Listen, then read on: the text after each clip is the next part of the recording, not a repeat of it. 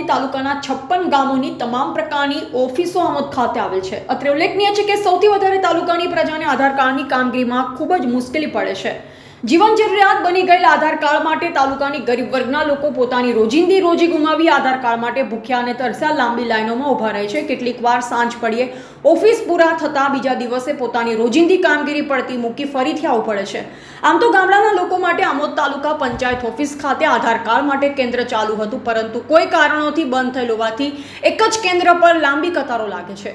હેમખેમ ગામડાના ગરીબ લોકો પોતાની રોજિંદી આવકમાંથી ભાડું ખર્ચી આમોદ ખાતે આવે આધાર કાર્ડ કેન્દ્ર પર વિગત ભરવા માટેના ફોર્મ ઉપલબ્ધ ન હોવાથી 10 થી 20 રૂપિયા આપી વેચતા ફોર્મ પણ લેવા પડે છે, જેથી આમોદ સૈનિક અગ્રણી બાબુભાઈ બરફવાળાએ લોકોની પડતી તકલીફ અંગે વહીવટીતંત્રએ ગામડા માટે તાલુકા પંચાયત ઓફિસ ખાતે બંધ કરેલ આધાર કાર્ડ કેન્દ્ર ચાલુ કરવામાં આવેલ છે તેમ જણાવ્યું હતું અને લોક માંગ પણ ઉઠવા પામેલ છે। રિપોર્ટર સફીક બાપુ, આમોદ।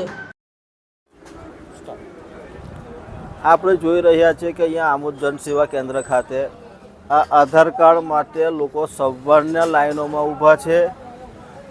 ત્યાં તપાસ કરતા તેના કર્મચારીઓ એવું કહ્યું કે ભાઈ અમે 100 ટોકન ઓલરેડી આપી દીધા છે, પણ 56 ગામોના લોકો અહીંયા પોતાના આધાર કાર્ડ માટે આવી રહ્યા છે અને એક જ કેન્દ્ર ચાલુ છે।